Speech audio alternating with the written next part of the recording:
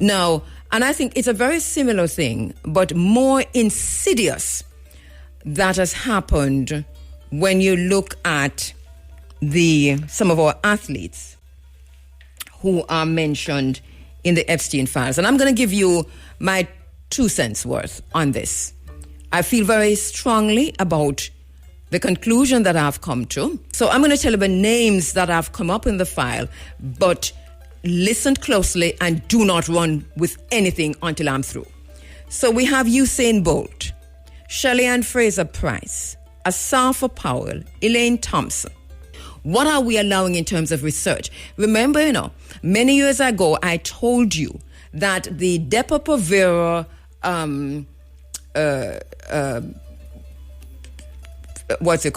the medication, the injection. Remember that it, birth control. Remember it was used on the people of Jamaica. It was tested on the people of Jamaica without the knowledge of the women of Jamaica. And so a lot of women were guinea pigs. They were testing ground. They had no idea. The government of Jamaica signed off on a clinical trial on Jamaican women of childbearing age for Depo-Provera and did not tell them, and that went on for decades.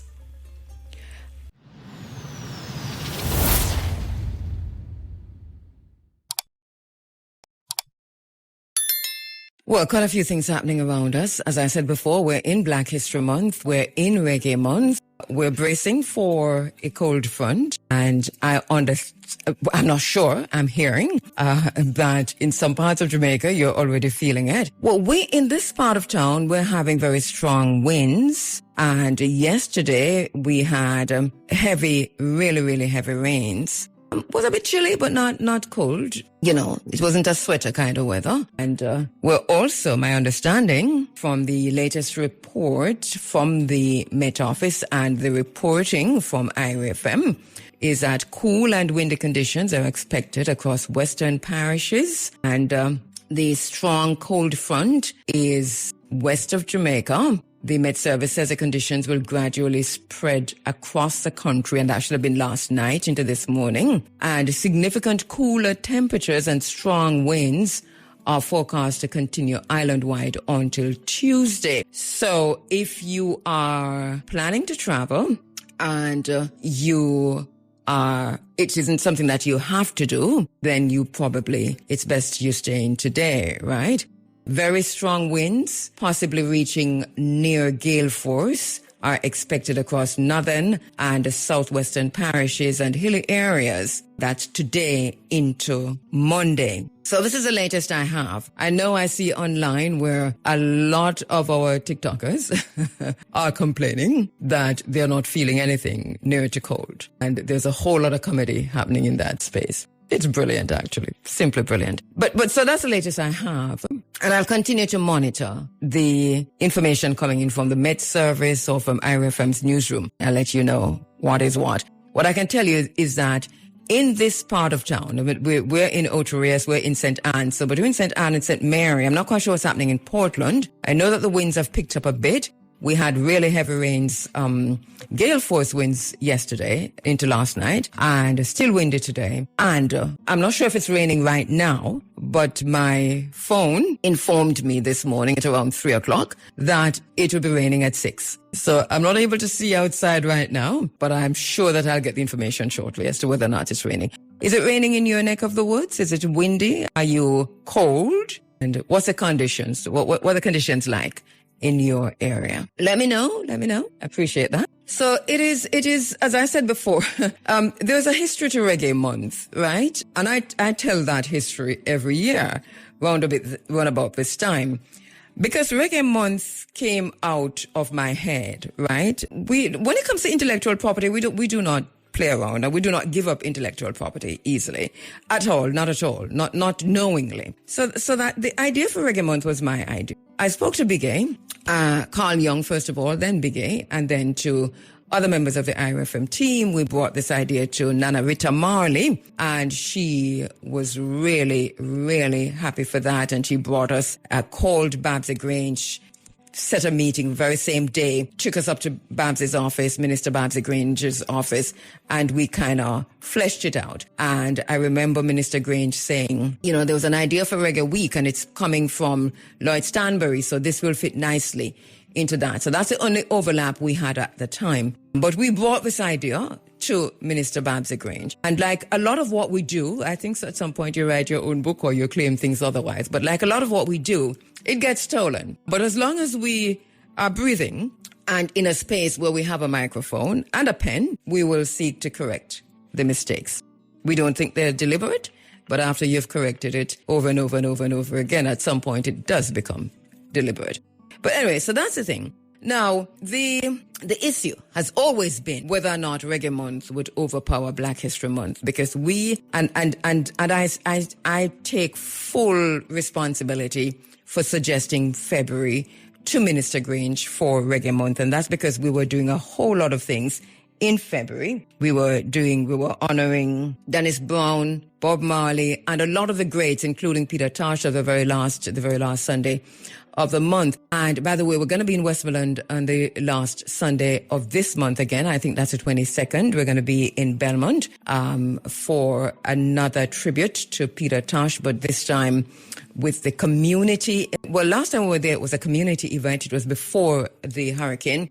This time we're going fully aware that this is a charity event, understanding that this is also a community event, just in solidarity with the community that was totally ravaged by Hurricane Melissa. So we'll be there on the weekend of the 22nd again. But to go back to Reggae Month, there was always a concern. And two of the most notable people who raised their voices in serious concern about February being Reggae Month were Mota Baruka and Sister P. I'm telling you this because, I mean, as I said before, this is my idea. And we're also in Black History Month, so we have to set the history right. History is my alibi all the time. There was that concern, and it was a genuine concern, and I had many discussions with Sister P and Mota Baruka, and we promised them that it wouldn't overshadow, because as long as IRFM was driving it, we would ensure that there was a balance. At some point, it was stolen from IRFM by the organization that was set up to steal it.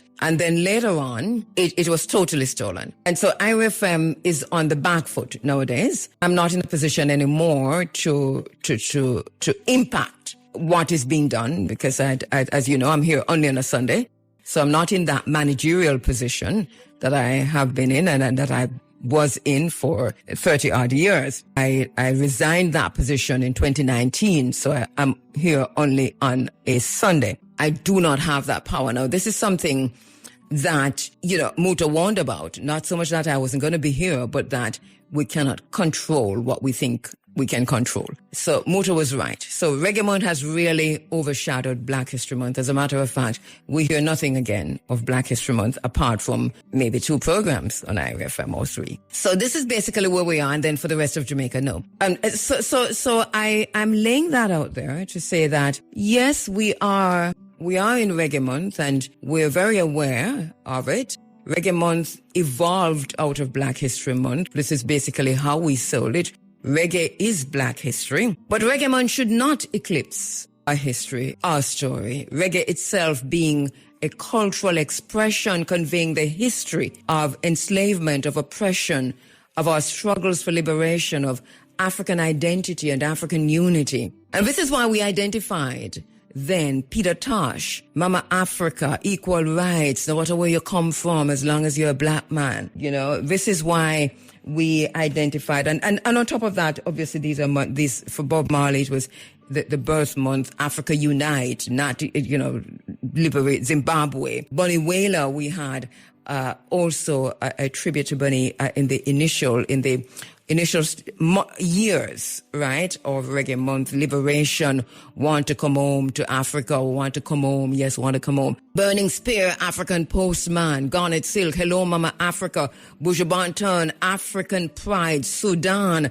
Jabouk, Skull Angola, Third World, 96 Degrees in the Shade, etc., etc., etc. Black history, Black our story, is African history, from the philosophies and opinions of Mwalimu Marcus Messiah Garvey to the Male Kutu, the pyramids of Giza in Kemet. We must remember And we can use we have been using the music to recall and to rememory. But part of why this is being overshadowed is it's political, it's economic, and it is, let me leave that for a minute. 20 minutes now going up to 7 o'clock. It's good to rememory, to remember, and even while we celebrate, because I think we should celebrate reggae. We should celebrate the music that came out of the jungles. We should celebrate the music that came out of our souls, out of our bosoms, out of, to a very large extent, Rastafari. But we should understand also that reggae, that Jamaica's music is also our history. Our history. We can do both. I challenge the Ministry of Culture to return, as my father would say, to the old landmark, to return to what this was meant to be, which was an understanding that even as we celebrate one part of our history, which is the music, we still celebrate ourselves, our history, who we are, who we were, and who we can be. In the middle of all of this, we are mourning as a nation, as a station, and as individuals. Sometimes we do not know what we're each going through, but every time you go through something, you think, wow, sometimes people are going through stuff and you don't even know. But you require so much of your friends, of your colleagues, sometimes stop to ask, how are you? How are you doing? So we're mourning and celebrating Sly. You know, a few in the very early stages of Irie FM.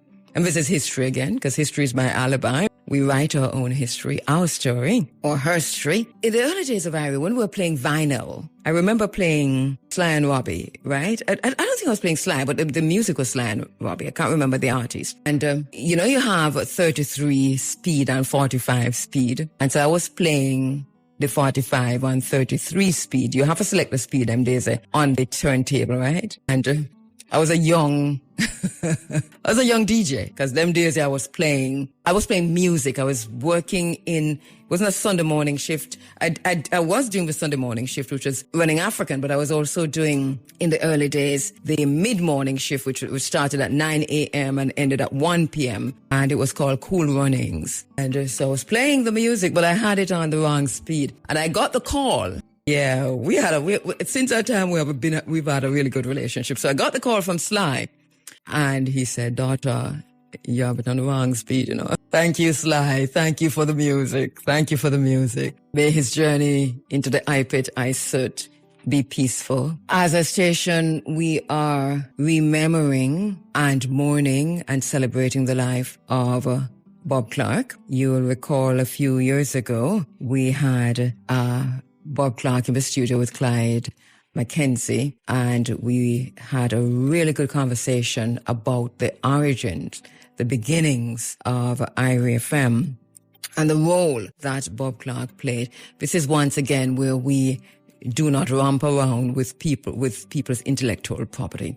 So the idea for this station, the idea was Bob Clark's idea. But I met Bob a long time ago, long before Irie FM. Because as a student at St. Mary High School, I worked on the weekends and sometimes during the week at Radio Northeast. And Bob Clark and Clyde Mackenzie also worked at Radio Northeast. Connie Witter was my mentor. I talk about Connie Witter all the time. And Bob was there. And this is where I met Bob. That's long time ago. It's in the 80s, isn't it? And I also, during those times, went to, because he did cabaret. Even while he was at Radio Northeast, he was doing cabaret. And I went to some of those shows. You know, I teased him about that for years, you know, some of the songs he used to sing, Big Bamboo and so on and so forth. And so forth. But even before that, as a young child, I knew Bob because we come from the same church in terms of the Pentecostal church. That is where we come from. And the two churches that we attended were we were members of, were very, very close. So it, you know, it goes all the way back. And Bob is from St. Mary. He's initially from Enfield, Islington, and so on. And that is also another connection, even though I'm not from Islington, but lived there for a year or two. And also, just neighboring community from Hopewell. So it is a very long relationship with Bob Clark over the years. After a while, you become family. And ups and downs, that is true, because there were many who tried to inject themselves into that relationship. And there were many who did all kinds of stuff to destroy that relationship. But at the end of the day, we talked about it and understood what the plan was. And so Bob was with me in the studio after he left Irie FM, and we had, a really, really deep conversation about Irie FM. And you've heard that because I played that recently, and it's being played across Irie FM over the last few days. So I won't repeat it this morning, but to say my deepest condolences to his family, to his children, to his friends, to his colleagues, here at Irie FM, at Mellow FM, at Rhythm FM, at JBC. Yeah, JBC, we're still going there, Radio Northeast, because we still are who we were. It's a fraternity, coming all the way from the JBC days. So our really heartfelt condolences to the family of Bob Clark, to Antoinette, to every colleague, every friend, and to you, because Bob became a son of a nation just through the airwaves. And so we are all mourning and celebrating the life of Bob Clark. I also want to send my deepest condolences to the family, friends, to the Pan-African community, the African-centered community, the Kemetian community, the African Studies Association, the academia, on the passing of teacher, doctor, father, Mwalimu Sunu Baba Charles Sumner Finch III, physician, historian, author, lecturer, scientist, Egyptologist. He ascended January 17, and we didn't get a chance to mention this in the space, even though we have already done our libations and so on. He ascended January 17, 2026, to join the pantheon of venerable African ancestors in the Ipet Aisut. We were privileged to have been able to join him on his journeys along the path of enlightenment to African history, culture, traditional healing practices, science and technology. He's left an indelible imprint in our minds. I remember speaking... It was just, not recent, but I think it was 2 years, was it 2 years ago that we had him on, or was it 3? Just before Renuka Rashidi. So it was a bit more than that. And I remember speaking to Baba Renuka about the fact that I managed to get to him, and he was very shocked because we kind of know what was happening. And he said, and he's going to come on. And I said, yes, he says he's going to come on. So we had the conversations, and it was all set and everything. But I'm not sure he came on that time. But Baba Charles Finch is someone who I've interviewed many, many times over the years. Sister P also carried him into Jamaica for Fui Sinting. And he's been a member of the family and a mentor in the space. His voluminous and seminal works include The Star of Deep Beginnings, The Genesis of African Science and Technology, Nile Valley Civilization, A 10,000-Year History, and African Medicine, A Spirit of Science Out of the Shadows. Please, if you haven't read his books, begin to source and to read. Let us continue to honor Mwalimu Sunu Baba Charles Sumner Finch III by availing ourselves of his illuminating legacy, empowering ourselves to his call for us to get to that place of African cultural restoration, unity, and self-determination. Governor Clark will be speaking with the Minister of Tourism and Cultural Affairs of Sierra Leone, Nabila Farida Tunis, a prominent Sierra Leonean politician and diplomat. She is actually in Jamaica. Last time we saw her, she was in Sierra Leone, but she has come into Jamaica, and she will be at the Institute of Jamaica today, participating in Groundation, the first Groundation in the series for this year. So we're looking forward to having a quick conversation with her. It won't be a long one. Groundation this for today. Remember, we're all heading to the Institute of Jamaica today. for the, as I said, the Honorable Nabila Tunis, Minister of Tourism and Cultural Affairs, Sierra Leone, will be there. She'll be providing an overview of Africa's call to Jamaica and the Caribbean, highlighting recent initiatives by the Republic of Sierra Leone to foster deeper diplomatic, cultural and economic ties with Jamaica. On the panel, Professor Rosalie Hamilton, Honorary Council of Sierra Leone. She will outline the new initiatives undertaken by the Sierra Leonean Honorary Consulate in Jamaica and share insights on advancing mutually beneficial trade and investment, particularly in the creative and cultural industries.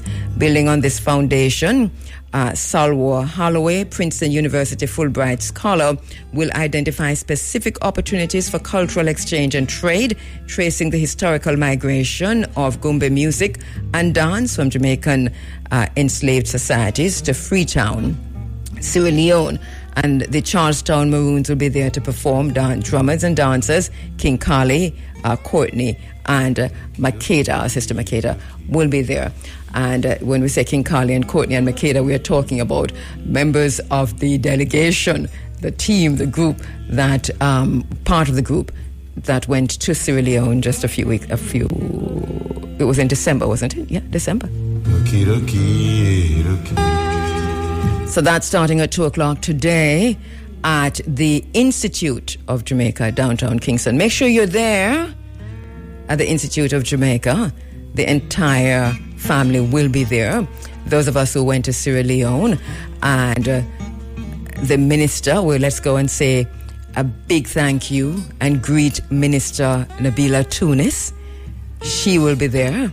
Can't afford to miss that. So in 4 minutes or so, she'll be live on air with me. We're reading through the Epstein files. Poor segue, but it is what it is. So we're reading through the Epstein files. And yes, Jamaica is mentioned many times, but that doesn't mean anything. I've gone through as many as I possibly can. And yes, there are many athletes, top athletes who are mentioned there, but do not go off on a tangent with this. Some of these, I'm sure these athletes didn't even realize that their names were mentioned in the emails that were sent to Jeffrey Epstein. And the email, and I'm going to talk about it later on this morning, so that we don't go away, because people are going to start looking, and I know that this is going to come out sooner or later. Well, I've done the work. None of these top athletes out of Jamaica, I am literally going to be swearing for them. I'm sure they had no idea that they were being mentioned in the way that they were mentioned, which is not in any sexual way at all. No, not at all.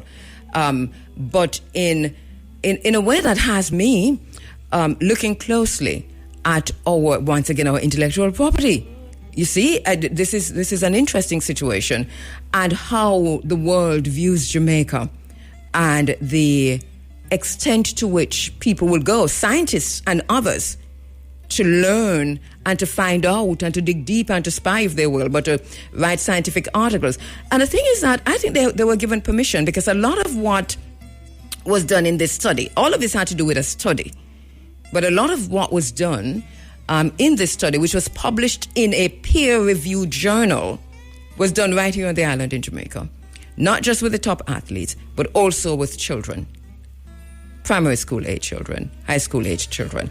So I'm going to be talking about this later on this morning, so that we understand why these athletes are mentioned in the Epstein files. As I said before, I've gone really, really deep in this, and I think I've read just about every email, every text, every reference to these athletes, and it all goes back to the very same thing, which is to this scientific study, which is people wanting to find out how come Jamaicans can run so fast. This is basically, but what I think the athletes did not know is, and I'm wanting to find out, what did Jamaica know? What did the authorities know about who was funding this study? Who was part of the funding of this study? Because really, when you read these emails and when you read these texts, correct me if I'm wrong, but this was partly funded by Jeffrey Epstein. Now, we're going to talk about that. And I'll talk about that later on in the program. We are standing by to speak with Minister. It is 7:01. I know she has to hit the road shortly. She's heading to the Institute of Jamaica, downtown Kingston. So quickly, a little bit about her before she comes on. You know her before. She's now no stranger to IRFM, right? She's been on a few times. And we've talked a whole lot about her when we were in Sierra Leone. So she is, as I said before, Nabila Farida Tunis, a prominent Sierra Leonean politician and diplomat, currently serving as a Minister of Tourism and Cultural Affairs.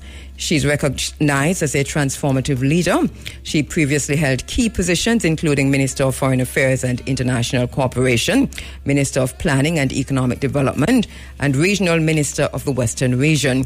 She holds a master's degree in rural development and a bachelor's in political science and English from the University of Sierra Leone. She joins us on the phone lines, not from Sierra Leone, but from Sierra Leone, Jamaica. Minister Tunis, thank you so much for joining us on the Africa Forum. Welcome. Minister? I'm not hearing Minister Tunis. Tell me what's wrong here. Somebody, please. Hear me? Oh, yes. Can you hear me? I'm hearing you loud and clear. Loud and clear. You are indeed in Jamaica. Yes, I am. Yes, I am. And it's a real pleasure to be here. Yes, it's a pleasure to be here to mingle with my brothers and sisters, across the Atlantic. It's I can't even express how happy I am to finally touch down here. Yes, and, it's reciprocity now, It's reciprocity now because now you understand how we felt when we got there, right? I'm telling you. Yes. And I just really needed to make this journey, especially now. Mm-hmm. It's got a lot of meaning for me. Yes, tell me why, especially now. First of all, this is our year. We've declared this year our year of culture and creativity. Mm-hmm. And as a country, the theme is defined around who we are, where we come from, and where we're going. So this journey for me is part of that discovery, a discovery of spiritual healing, of connection, of empowerment, of the resilience that we share across the Atlantic Ocean. Mm-hmm. So it holds a lot more than just coming over to have discussions, but also touching down on the land. And my visit yesterday was quite significant, going right to the Maroon land and having that connection. Meant a lot for me. So what have you done so far? Because you mentioned going to Maroon. Is it Akampong that you went to? Yes. No, I went to the Flagstaff. Oh, Flagstaff. Okay, brilliant. Yes. And what else have you done? Because you came in on Thursday. I know this is a mission for you, and it must be a packed itinerary. What does it include? And tell us a little bit of what has been done since. Right. First of all, I got a warm welcome. I have to thank the government and the people of Jamaica, especially Minister Bartlett and Minister Grange, and my brother Sizzler. Yes. For organizing such a warm welcome. It just felt like I was in my community back home. So I got here, touched down Wednesday evening, had this warm welcome, did a lot of dancing, the drums. You know what it means to all of us in our culture.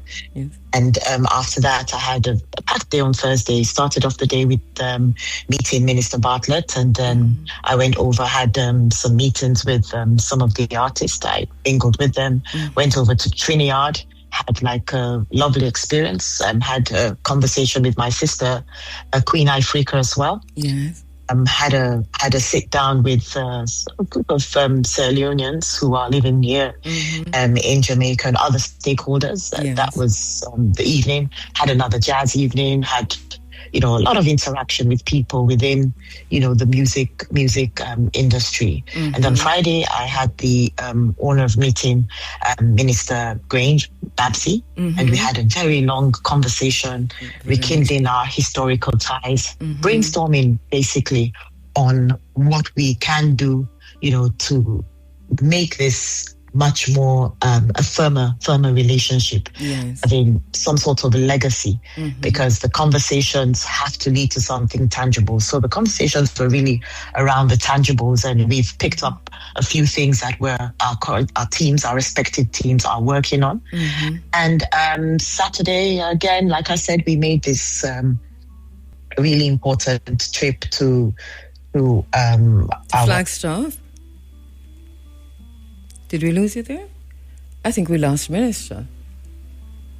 All right, let me know what's happening. I think we just that call. Hello. Oh Hello. yes. Okay, brilliant. You're back. You're okay, back. Sorry. Yes. Sorry about that. Yes. Yes, and then we did a courtesy call yesterday on the Flagstaff Maroon community here, and we went around the community, actually had conversations with them, especially after the hurricane. I got an opportunity to actually feel and experience the resilience. Some of them were just from church, and we had a conversation with them, and they told me how they felt. But the most important takeaway for me was that they're still standing there strong with faith and hope.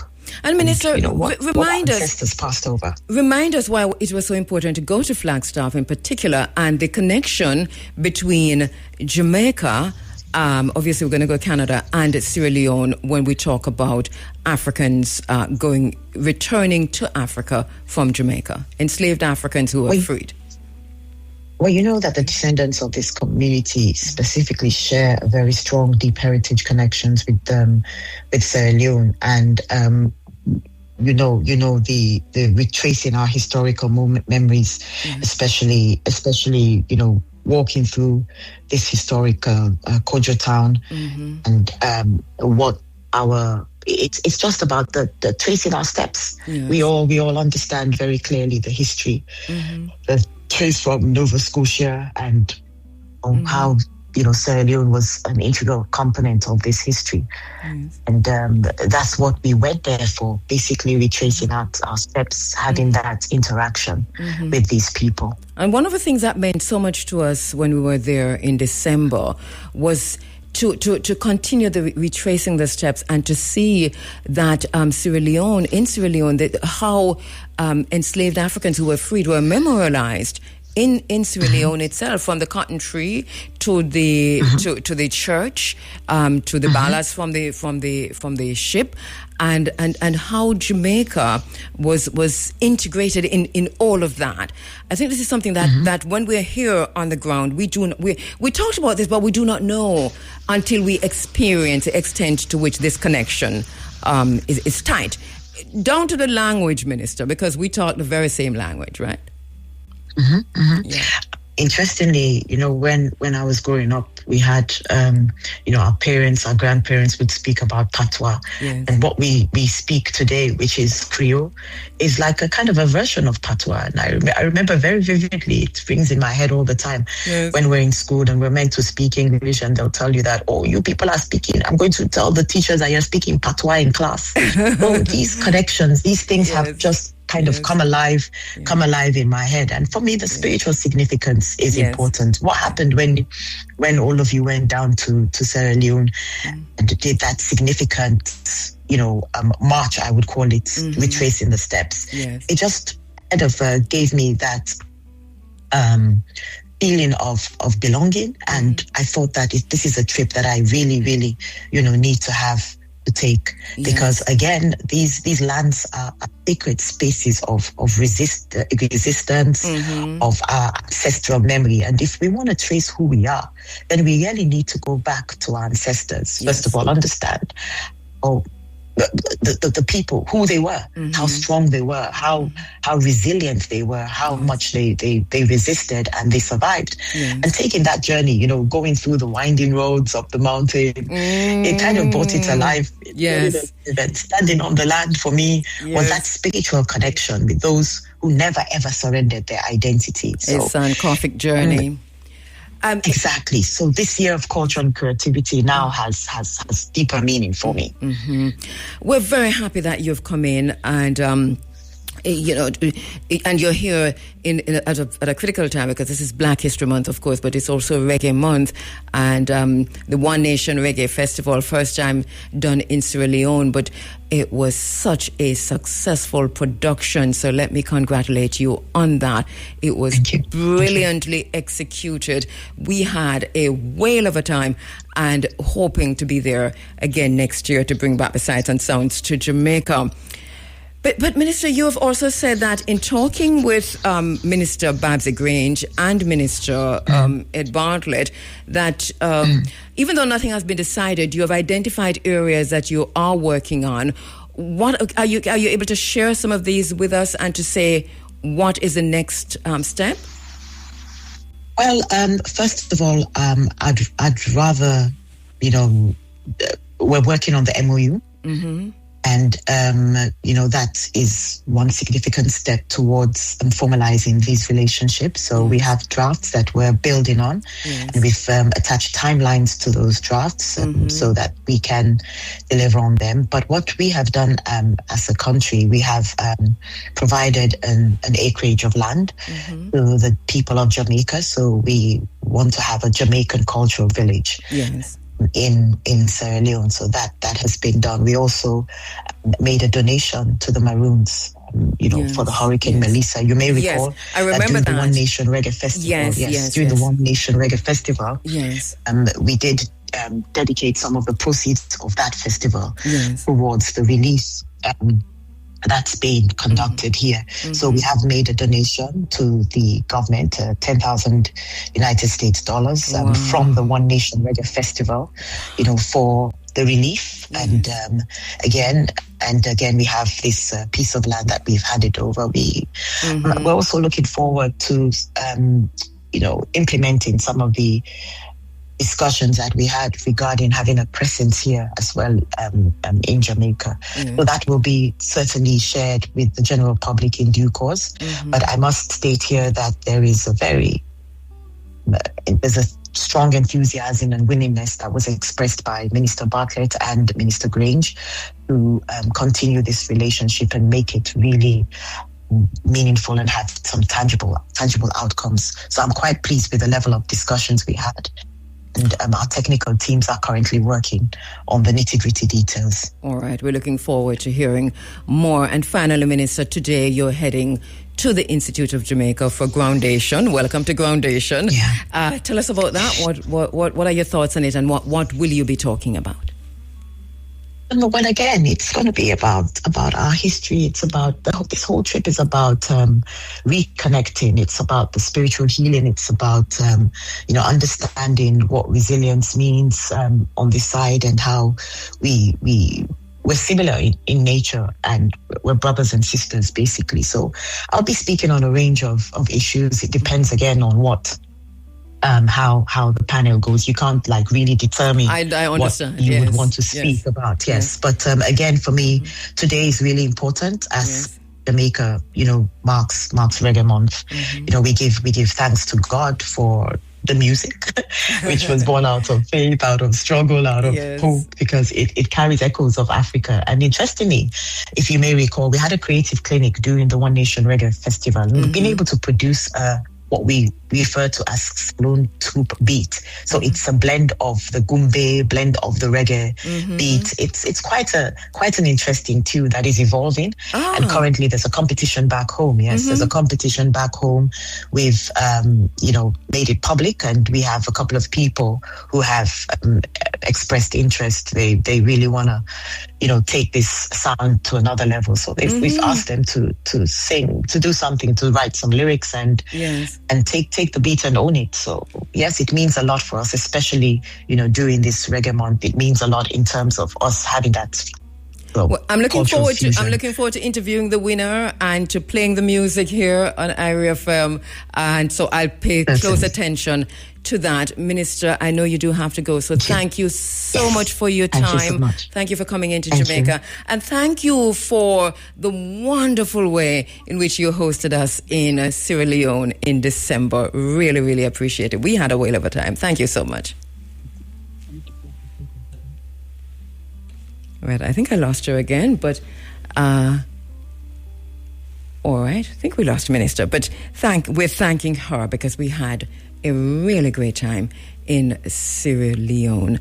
And she'll be today at the Institute of Jamaica for Groundation. As I said earlier, the theme for Groundation today, starting at 2:00, is Africa Calls, Jamaica Answers, Reuniting with the African Nation. She'll be a panelist along with Professor Rosalie Hamilton and Fulbright scholar, Princeton University, Salwa Holloway. Great work as usual, Herbie Miller. And I suppose Herbie will be on next week to tell us what's going to happen next week. Send me the list, Herbie, please, of everything that's happening for the upcoming groundation, the dates. All right, we take a quick break. I'm going to the phone lines to speak with our brother Clive Campbell, busy, we call him, and going to be telling us about another event that's happening today, which is connected, of course, to football. Busy, you there? Morning, sister. Greetings, my brother. How you doing? Yeah, I've been on the studio since Tuesday morning. I've been down, but as Brother Bob said, don't worry about that thing. Everything will be all right, you know? And, my brethren was like a smaller brother to me, Sly, you know? Yes. Bayer, in past, and I've been really down, but every time I think of it, I say, no, I have to stay strong for him and Thelma and Shelley, you know? Yes, and I know that you were really, really close to Sly. Well, that's a very, very close, baby. You know, I tell you, he's like closer to me than me. I have 6 of us as boys, right? And 2 little girls in my family. But I can tell you, he was closer to me than even 2 of my brothers who's overseas. Tell you the truth, closer. You know, when I tell you, when even the taxi started up, Sly and Robbie, and I said, Baya, what if we put the albums? And I say, yeah, man. And him say, Taxi Gang. So me say, Baya, Taxi Connection. And he came up with the idea, you know, say, I have a taxi on the cover, because every time like him goes through there, so the brother drive him a taxi, like a Belgian taxi car. And when he designed the album, you know, and I said to him, all right, I can put you on Robbie and Madden and Bubbler, Franklin behind the driver's seat.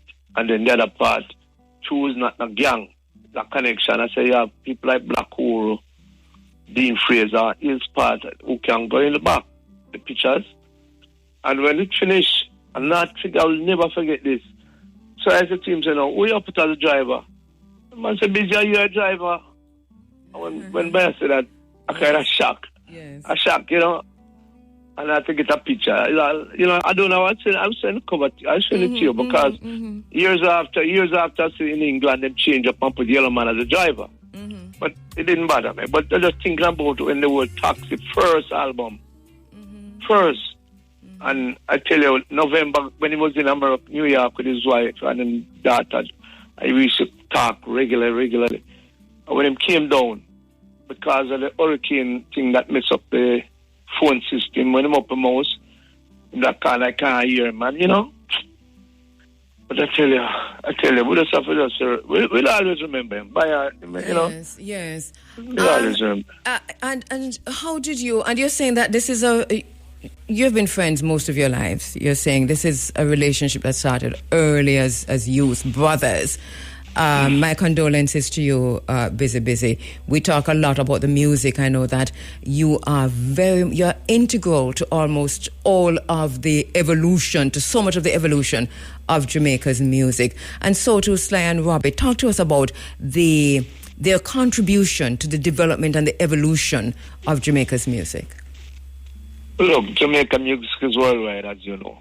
Because I heard you this morning when Bob said certain things, you know. We must unite. But Sly and Robbie, I remember, this is something that I'll never forget, going Guthrie, ain't nothing going on but the rent. If you listen to that jump pattern, that some American musicians say, oh my gosh. Just the intro that Sly played for that young lady. She passed away, her soul is resting anyhow. But as I said, their music, they bring in so many people. You know me? Not Jamaican alone, no. Worldwide. I remember Sonny Adi, when we were in London, I was touring the West Indies team, 5 Love we gave in England, Blackwash, 84. And the first reggae song splash at Crystal Palace. I will never forget Ronnie Burke and Jonah Link and them. I tell them, yeah man, we come, I mean, Sly and Sonny Adi, Black Hole and Dennis Brown, Crystal Palace. And you know, a couple of went up there for that. And I said, look at this, man. But before, in the 70s, I'll let you know a little about my side. I was with Dynamic Sounds as a salesman. Right? And yeah, his Byron Lee owned the place, but his brother is Neville Lee. And Neville Lee was branching off because Total Sounds up by Richmond Road, a man named McDonald was selling out. So I'm so busy, man. So in regard me as somebody who know about music, I'm a record collector too, you know? And I say, yeah, man, I'll come with you. Because I tell him, this is not a work business, you know, a giant team. I'm going to support you and, you know, build Sonic Sounds, named Sonic Sounds. I went up there, and then, you know, from where the place was, but to move down the road, and that's a place down Retirement Road, same Retirement Road. And I just said to him, so, boy, you have something now you have to really think about. Have your own label. Sonic Sound label. Well, Sonic Sound.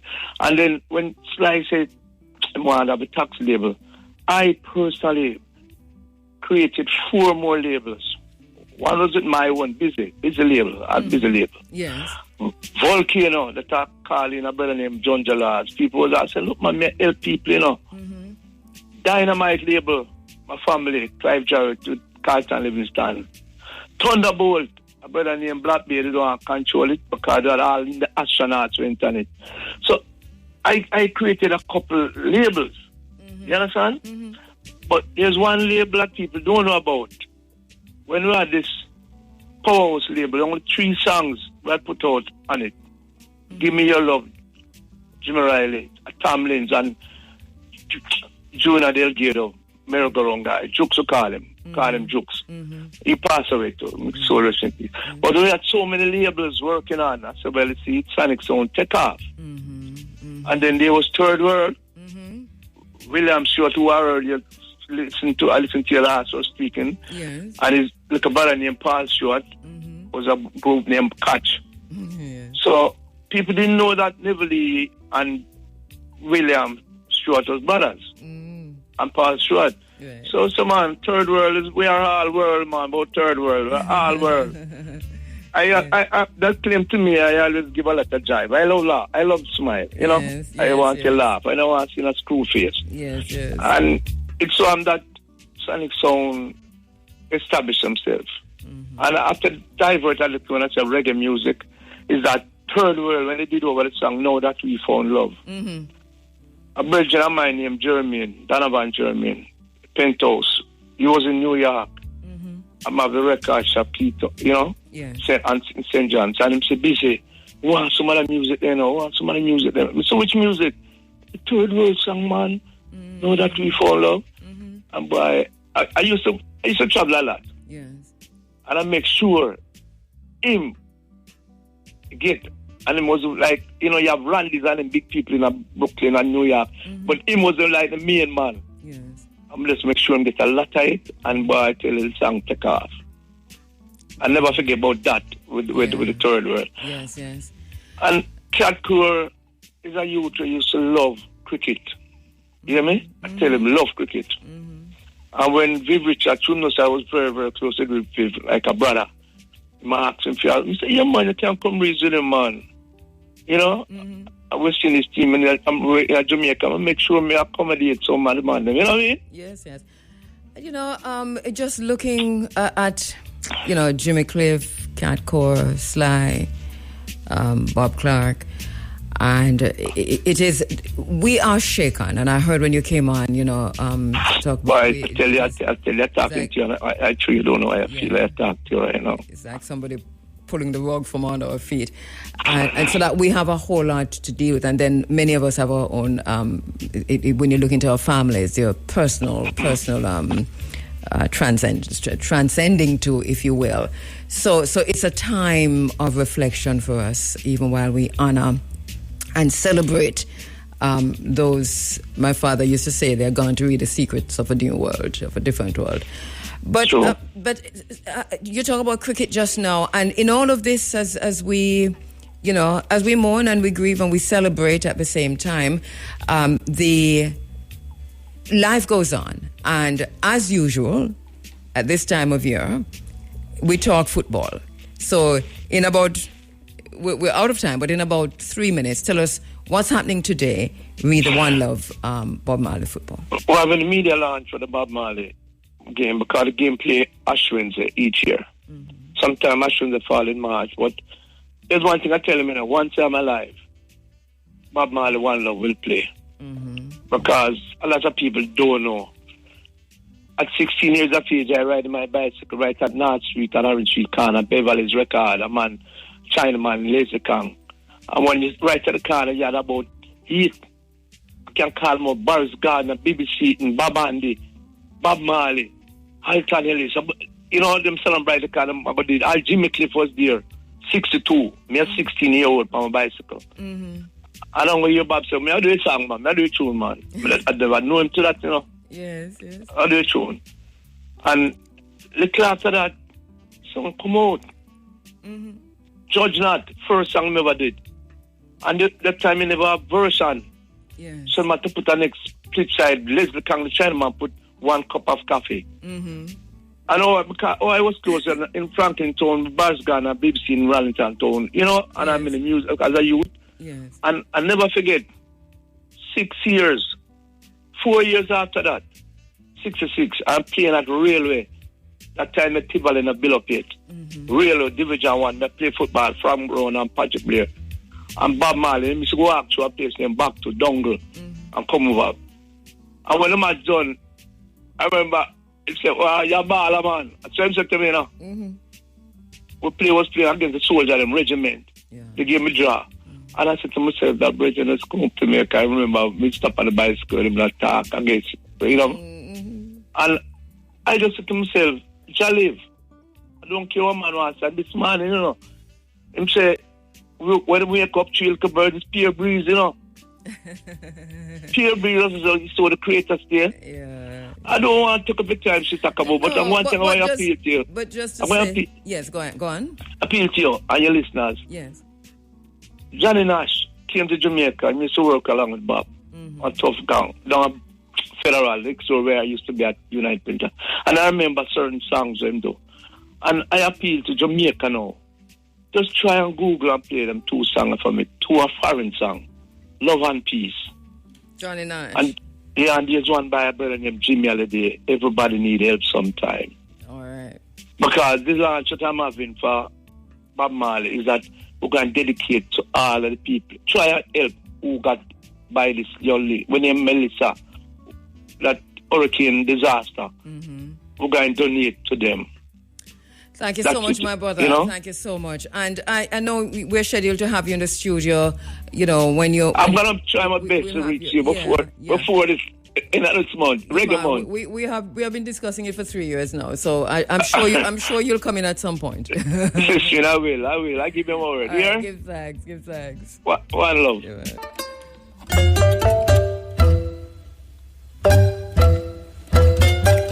7:39. You're inside of the Africa Forum. This is Running Africa, and it is Sunday, February 1. And we're going through until 10 o'clock. The Big A comes in at 10 with the Sunday sunshine. Lots happening around us. A lot is happening around us. We have been taking note, taking stock, and making determinations. We cannot afford to fold our hands and go to sleep. We can't get caught up in the trap of inevitability. Nothing is inevitable if we don't want it to be so. And we find ourselves in a situation now, if you listen to Mark Carney and them from Davos, you would think that we're in an inevitable situation of a new world order than a global dystopia, as a digital dystopia that we have to buy into. Techno-feudalism, techno-fascism, technocracy, and transhumanism. But we're going to have to find a way out of it. We can't be trapped in that paradigm, because that's a paradigm they're selling to us and we are celebrating it. But we don't have to be trapped in that paradigm. We have to begin to think about our own survival as individuals, as Caribbean people, as African people, as Jamaicans, if you will. This is where we are. I'm listening to what the Prime Minister is saying. I understand that just from the posturing of the Prime Minister and the Minister of Foreign Affairs, that there is also the paradigm of inevitability that they themselves are being sucked into. And I do not want to judge them at all, because I understand that we are in some real complex times. This is really a change in the global order, if you will. Yes, we have, and we said it before, Mark Carney, didn't we? We said there was a rupture because we were quoting Bill Morrison, that great sociologist and international affairs scholar, that he had written about this as a rupture in the rules-based order. And so that we use that. We have been using that in that space, and we used that a few weeks ago in talking to Professor Hilborn Watson, looking at what was happening and what was about to happen. This was before Davos. So yes, that word has been in the space for a good while. We recognize it as so. We see the change. We've been talking about what history can tell us from 1914 to 1918, from 1918 to 1930, and then beyond, and then from 1930 to now, whether it is the concept of Europe, or whether it is the Congress of Vienna, or whether it is the League of Nations, or the what they call it, of peace here now, that Trump just formed, or whether it's the United Nations or the World Health Organization. This is a different time that we're heading into, but we can't go blindly. And I hear Mark Carney talking about middle economies and middle nations and middle countries and all that foolishness. Mark Carney really has laid out the carpet for the New World Order. And he's not, as I said, and I've been saying it in this space, he's not against what Donald Trump is doing. If Mark Carney was against Donald Trump and the rupture, disruption, destruction of the rules-based order, then he would have said, let us stop this. This is not inevitable. But he's come out and he has said, listen, this rules-based order never did work from day one. This Western Alliance was not working from day one. We were lying to you. This was all a lie. And it's ruptured now. It couldn't hold. It was never going to hold. Things are turning and turning in the widening bar. The falconer cannot find a falcon. Things fall apart. The center cannot hold. May anarchy is loose upon the world. Like him is Alexander Pope. It's basically what we're hearing from him, and we're buying into it. Because he's this great man coming out of Davos. But remember, the great man in 2017 coming out of Davos was Xi Jinping. Remember, he was the one that everybody celebrated. I know enough people just catching on to the World Economic Forum, so you don't even recognize that Xi Jinping in 2017 was the man who came out of Davos. Go back and look at his speech in 2017. Now, and then in 2019 or 2020, the man who came out of Davos was Prince Charles. Prince Charles was the man because he talked about the global reset. He talked about what was about to happen. And just as him said that the whole world locked down with something that they found to ensure that the reset happened, they called it COVID. They made it. And we bought into their lies about, not all of us bought into their lies about COVID. Many of us, especially here on the island in Jamaica, did not buy into their COVID lies. We knew they were up to something. Now we see what they're up to. It's a digital dystopia. It's technocracy and transhumanism. Brain-computer interface. And the technocrats are circling like hyenas. And they've already, whatever is about to happen has already happened. But for us, it's not inevitable. We don't have to buy into that paradigm. What is our paradigm as Caribbean people? What is our paradigm as African people? We must find a solution. We must find a solution outside of their trap. Because their trap that they're going into, that Mark Carney tells us that we must go into, is death, it's slavery, it's enslavement. Go back and watch a movie, Matrix. I've said this many, many times in this space. The Matrix is not a movie, it's a documentary. Go back and watch a documentary, Matrix. We're being trapped in their paradigm, and they're very good at this. Predictive programming and all of that. They're very good at this. So anyway, I'm going to come back to that. So I'm saying this is happening. They're calling it, it's all kind of things. Geopolitical upheaval, geopolitical rift, geopolitical storm. One way or the other, it's geopolitics. And caught in the middle of this is the continent of Africa and the Caribbean. There is an armada still in the Caribbean waters. This is a threat, not to Venezuela, but to Caribbean countries. And if you think this is a Venezuelan threat, you make a sad mistake. This is a threat to the Caribbean countries. This is the Monroe Doctrine, the manifest destiny. The armada that took out Maduro is still in the Caribbean waters. The biggest armada since the Iraq War. It is still in the Caribbean waters. This is a threat to Caribbean nations. This is a threat, and it's deliberate.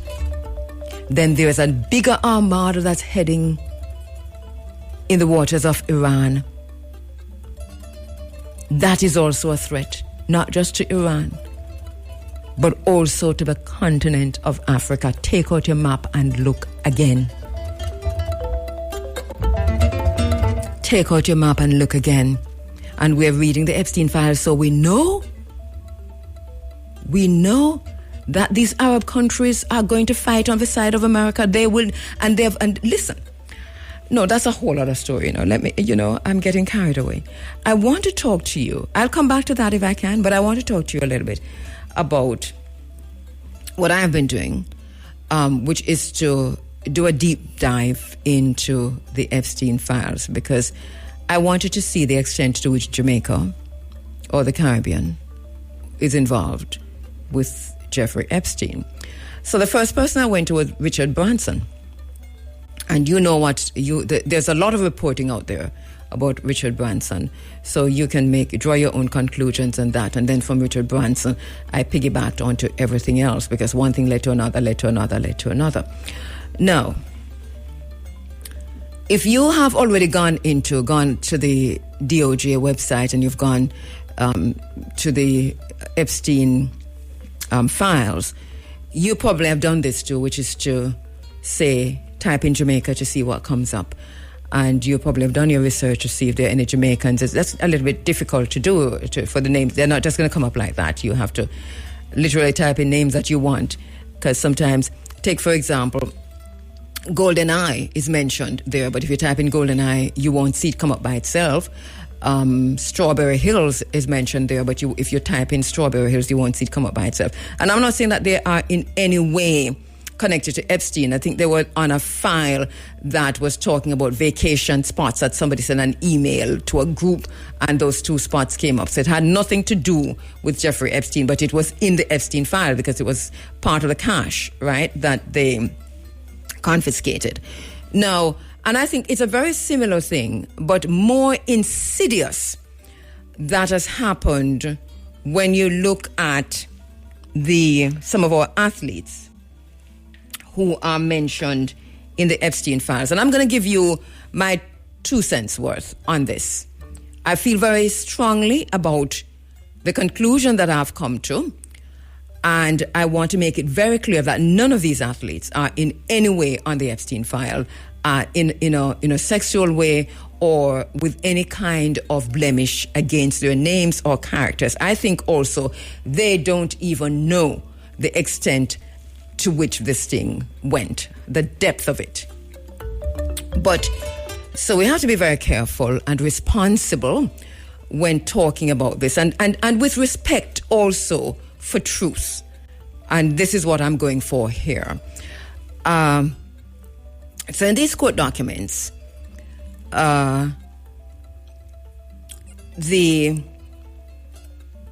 All right, let me just go back to look at what I have here.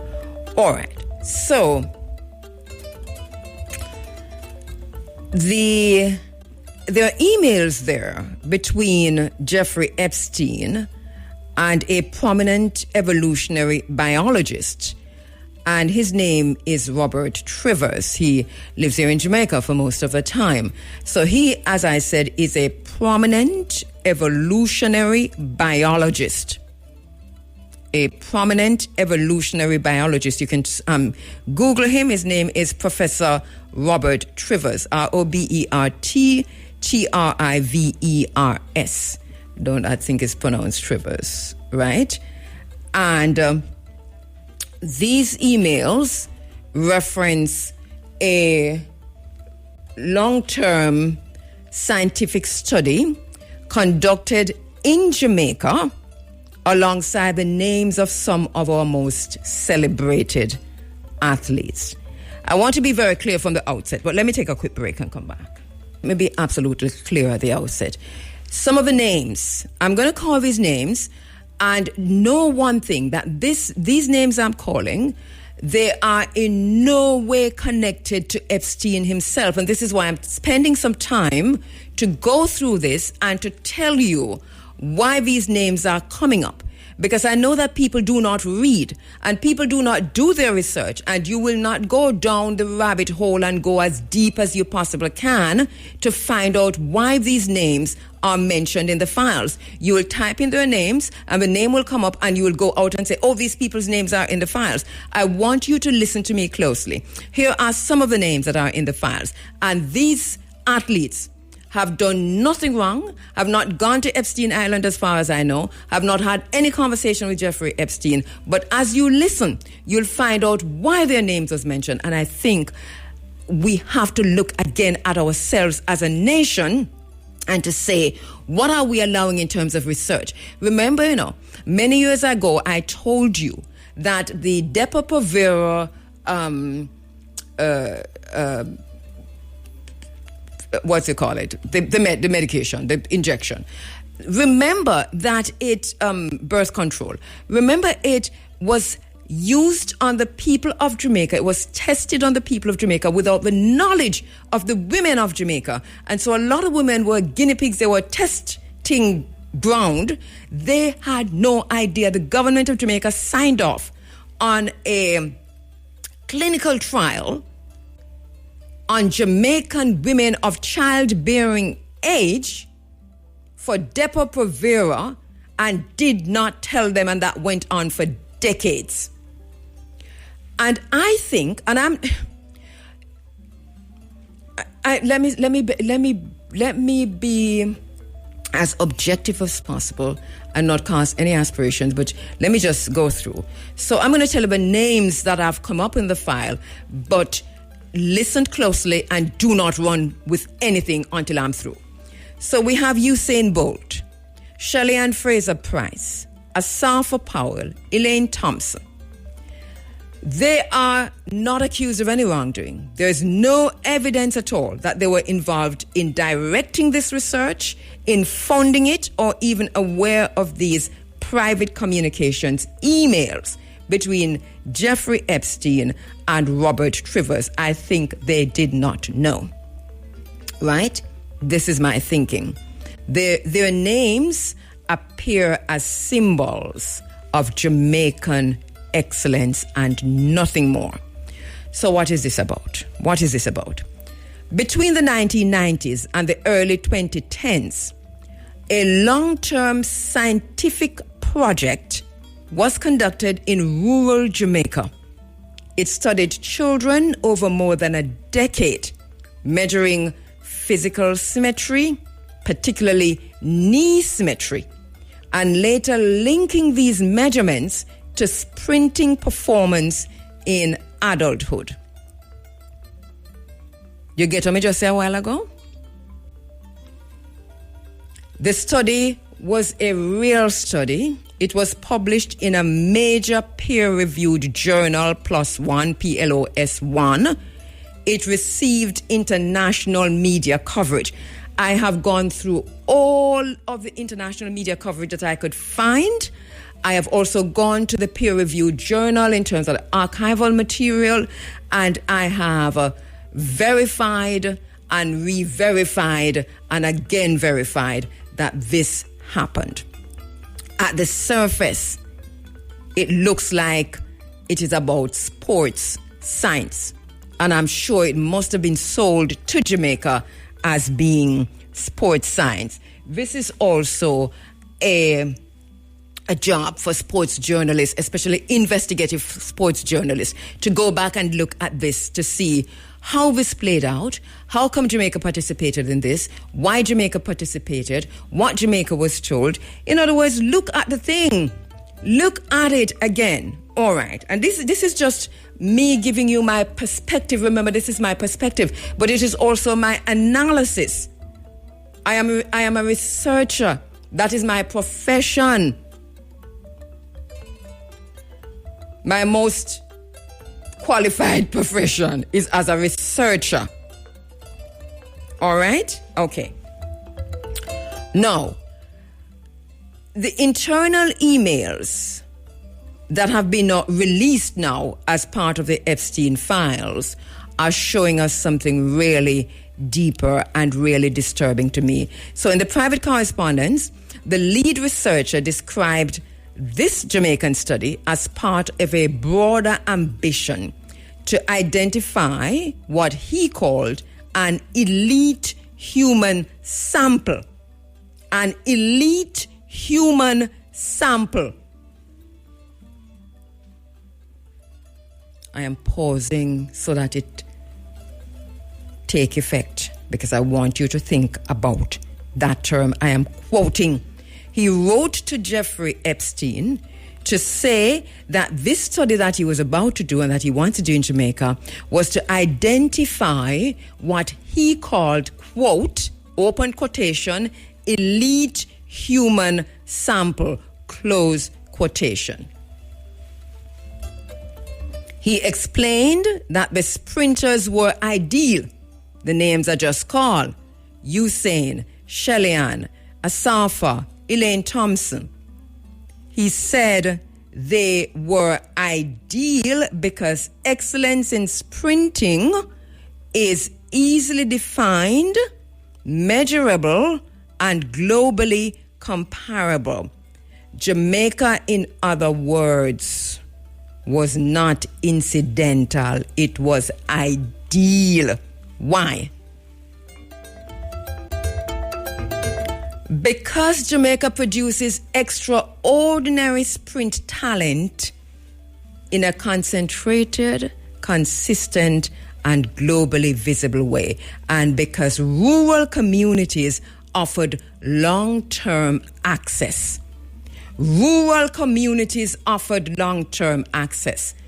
I put it to you that the government of Jamaica must go back and look at this study. Look at the children who participated in this study. Look.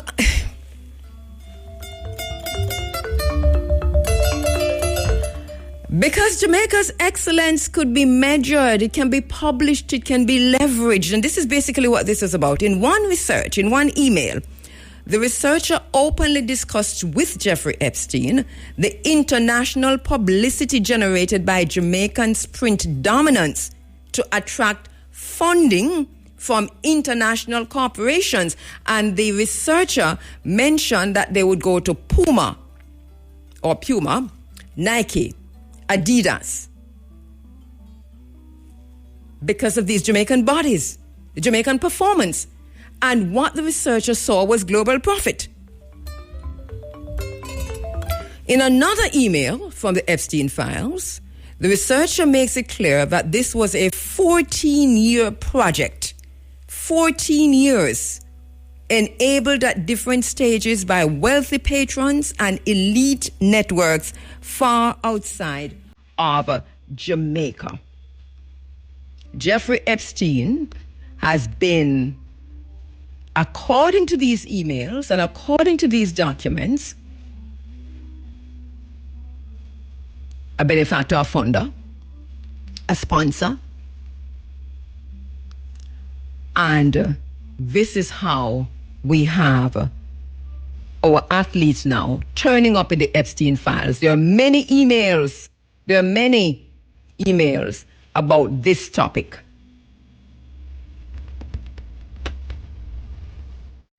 I'm not saying that it was illegal, but illegality is not the same, or legality is not the same as justice. And admiration is not the same as respect. So we're seeing a pattern here where our bodies, the Jamaican athletes' bodies, become the data. And we say excellence is extraction. I don't know how them define the meaning for this, because it seems like it defined outside. I don't know. I cannot talk about the meaning. But we know that the benefits flow outwards.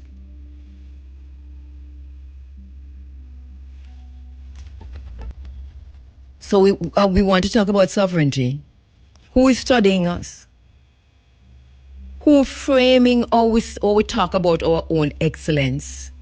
And more than that, who owns the data with DNA? How was this done? Who decide what fluid body mean? Who decides what our bodies mean? Why is Jeffrey Epstein all up in our business? What about these children who were studied for over 14 years in rural Jamaica? So I think we're way beyond the academics of this, Because right now we're talking about genetics, artificial intelligence, biometric governance, and data is power. We have been talking about algorithmic governance from Wapikil Philomena, and I feel it now. Biological data is among the most sensitive data that there is. Does Usain, Shelley, Elaine, Asafa, do they know? Do they understand what was done, and what did they? They have to go back and look for themselves, and their management have to go back and take a look. They have to look very, very deeply if they participated in this. And I think, as I said, the research was published in a peer-reviewed journal. So I am beyond the Epstein files. I am saying to every investigative journalist, sports journalist, and other journalists, and the Ministry of Health, the Ministry of Sports, the Ministry of Data and Information Technology, the Ministry of Biometrics and Genetics.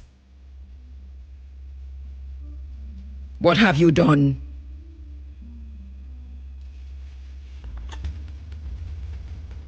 I'm not saying that we should retreat from science, because of science we think that Marcus Garvey says science is the most important thing for us, science and technology. We are sure of that.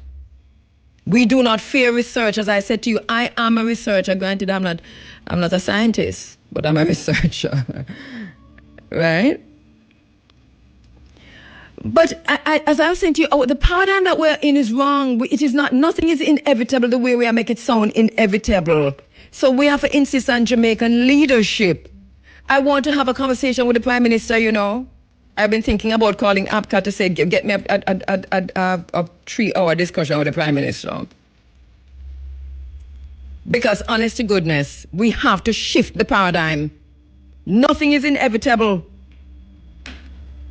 And if you've been studying this thing for a while, you know it is not inevitable. You know that we have options. We have a whole heap of options. Rastafari is an option, and I'm not going to telling you to go be a Rastafari.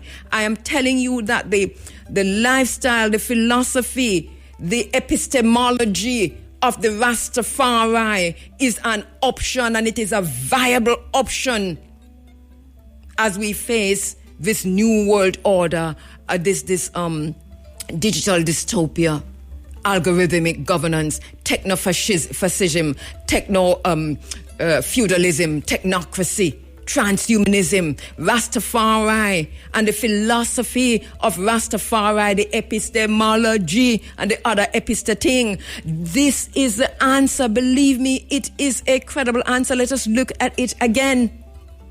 Call Rastafari to the table. Go back to the original Rastafari. Do I have to take a break? I really do have to take a break. I'm so sorry, but I don't finish with this thing. Listen, Moalimu. This is a time that we must return to the philosophies and opinions of Moalimu Marcus Messiah Garvey. Do you understand?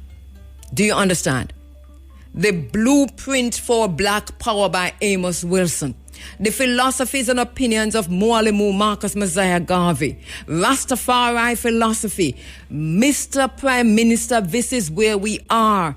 We're beyond the inflection point, but whatever we do at this juncture is going to determine whether we are slaves, enslaved, or sovereign. And I hear you saying that you're not dealing with ideology. But yes, I cannot fault you on that, because this is not the time for ideology. Technocracy does not allow for ideology. Technofascism do not allow for ideology. That is true. And you're coming up against, this is what you're coming up against, technocracy and transhumanism. But that is also an ideology, isn't it? So we have to determine where we're going to go. Anyway, I want to continue with this thing. I don't want this to be about anger, because it's righteous indignation. It's righteous indignation. But we should also be aware, because awareness is the first step toward protection. How do we protect ourselves? Excellence, science, that are forwarding. Jamaican sovereignty, that are forwarding. We don't have to give up sovereignty. So this information that I'm sharing with you is from my own research and looking at the Epstein files. You can also go and check them out yourself. There's no scandal here if you look at this. If there's any scandal, it is to our own shame that we allow this kind of study, not understanding the background of the person, because the emails tell you, the emails do tell you what the greater plan was. The emails, they tell you what the greater plan was. For more than a decade, a scientific study was conducted in rural Jamaica. It followed children over many years, measuring physical symmetry and later linking those measurements to sprinting ability in adulthood. This was published in a peer-reviewed journal. It was published in a major international journal, and it received wide global media coverage. They told us that it was sports science. But the private emails, now released in the Epstein files, show that the lead researcher saw Jamaica as part of a much bigger ambition. He described Jamaican sprinters as what an ideal example of what he called an elite human sample, because sprinting excellence is easy to define, easy to measure, and globally comparable. In plain terms, Jamaica was not studied by accident. Jamaica was studied because Jamaican excellence is unusually visible. It is consistent and it is measurable. And in those same emails, the researcher discussed using the international attention generated by Jamaican sprint success to attract funding from multinational corporations like Puma, Nike, Adidas. So it was not about science.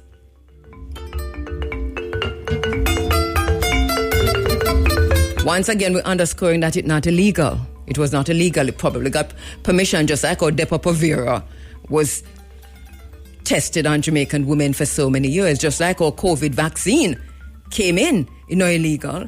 When the COVID vaccine is not even a vaccine, but Jamaican academics were the very first one to fall over, roll over, and ask which part where you want the needle. Nobody stopped to think that this was not a vaccine, that they had to change the definition to give you a gene therapy that they called a vaccine that is going to be very useful in this age of transhumanism and technocracy.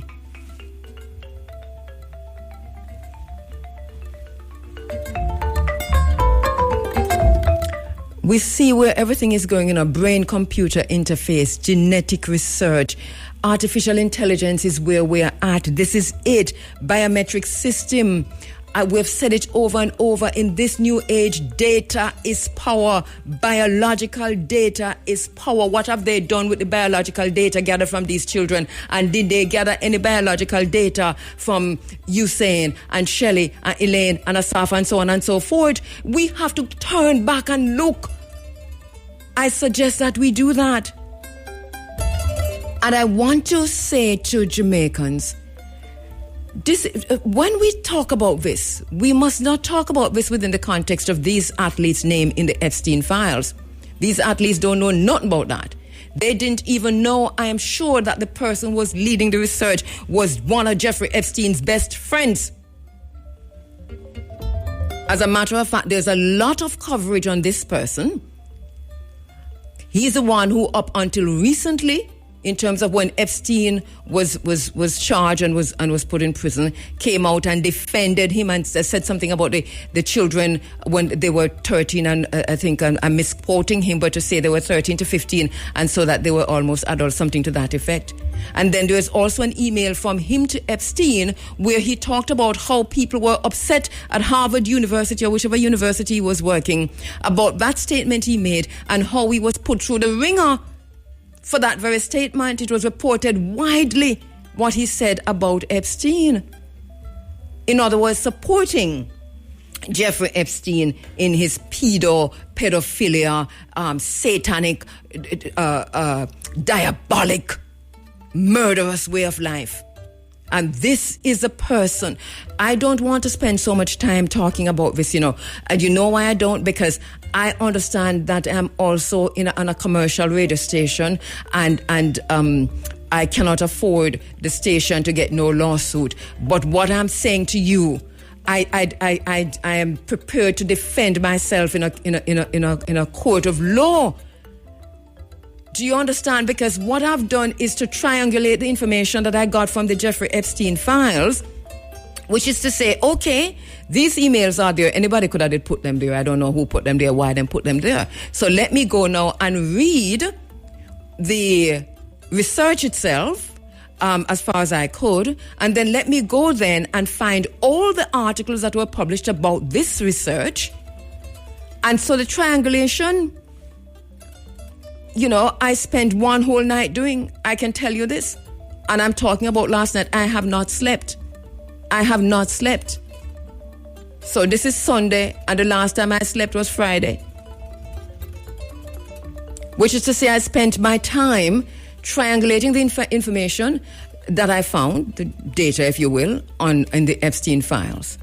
And my conclusion is not to say that these names are in the Epstein files, but to say what in the name of everything that is good and decent and in the names of our ancestors happened here in Jamaica. Who gave the order?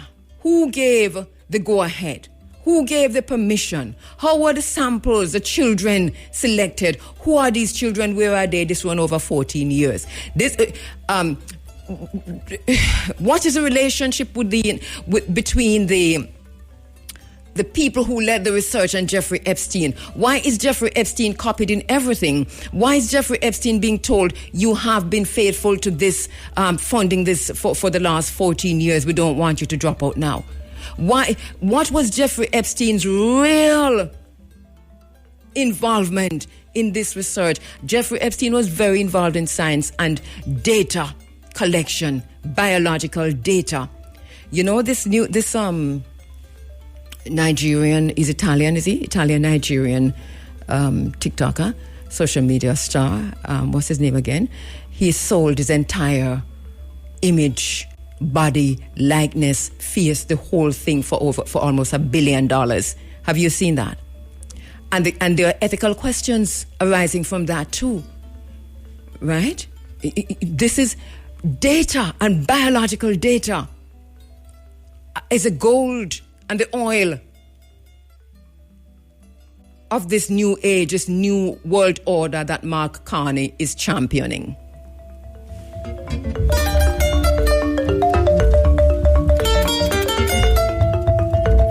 So I'm going through the Epstein files. Jamaica is mentioned many times in the Epstein files. I have not yet found anything for me to be ashamed of Jamaica. I spent most of my time on this. When the files were dumped, I didn't get a chance to go because, we're going through some personal issues and, a lot of grieving and so on. And so as soon as I could, I settled down and went through the data. I'm going to continue to see what else is there. I want to talk about and to spend some time looking at Richard Branson, because there's a lot out there, and he has come out to say nothing untoward. This was just an above-board relationship, and it's not what it appears to be. But we're also looking at Bill Gates. Jamaica is deep in the pockets of Bill Gates. Jamaica is so deep in Bill Gates' pocket that they probably found a little Epstein down there. Bill Clinton is in the Epstein files that nobody no need to be in the Epstein files. Jamaica has just invited Bill Clinton to come in and is spreading a bed for him to lie down. For what? To what end? So Jamaica has to take its head from out of the sand because its buttocks is exposed. And there are too many people at the highest level of governance and government in Jamaica who are paying little to no attention to what is happening globally, to what's happening around us, who are stuck in political tribalism, who salivate at the color of green or orange like Pavlov's dogs, not recognizing that if we do not do something, we are about to be enslaved again. Agriculture. Mwalimu Marcus Mosiah Garvey. Rastafari. Let us shift our paradigm. And this is not about religion. This is about where do we go from here? Chaos or enslavement or community? How do we participate or not in the New World Order that you're all praising Mark Carney for pointing out? David Icke was pointing this out from the 1990s. I used to play his tapes here on IRFM 1994, 95, 96. Every conspiracy theorist told you that there was going to be a New World Order. Because you call these people conspiracy theorists, and they told you how it would happen the day the dollar died. Every Pentecostal Christian was preaching, every Pentecostal minister was preaching about the end, about Daniel's vision and the feet of clay and whatever iron, I think. And that China was going to be the new world, the new leader in the new world. I'm just saying that there are many different streams of consciousness that bring us to the very same place. So if you are Christian, you are getting it. If you're Rastafari, you're getting it. I mean, Rastafari, I told you about the chips long time. The biochips. And now that is dime a dozen.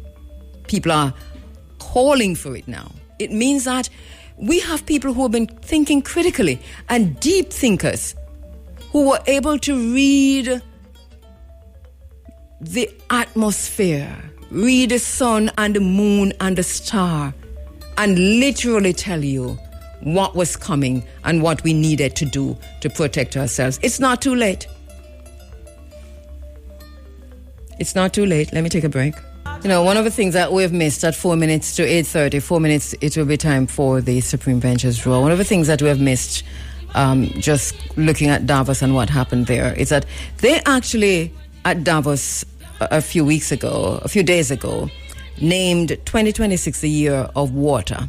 So this is a year of water, WATER. This is a year of water for the World Economic Forum. This is interesting because here in Jamaica, we're fighting for access to water. But Davos has said, from the World Economic Forum, they have told you clearly why it is a year of water. Hopefully I'll get some time in the program this morning to tell you why they have identified the year 2026 as a year of water. Why we haven't heard anything about this in Jamaica, right? Because, well, we'll talk about that. I know that I should get a few minutes up top to kind of just spend some time talking about what Davos, what the World Economic Forum has identified, why they've identified the year 2026 as the year of water, and to go through the different points that they've raised. For us, the year of water was a long time. Every year is a year of water for us because we've been losing water every single year, and every year we lose more and more and more access to water, especially to fresh water. So we have big multinational corporations coming in and changing the waterways, changing the natural river courses, channeling them somewhere else, and then we turn around and we call it, when we have flooding now, we say it is climate change because we've got big money, and we get money because we have to prove that climate change is real. I agree with those who say climate change is a hoax. You know that I do believe that. And until we see big government, big multinational corporations, private sector people stop damaging the environment and calling the consequences to climate change, then there's no climate change as far as I'm concerned. Just stop it. Stop changing the water courses. Stop chopping down the tree them off of the hill. Stop building in watershed areas. Stop the greed and the gluttony and the vulgarity. And calling it your consequences of your dastardly actions, talking about it is climate change. We're not on with that.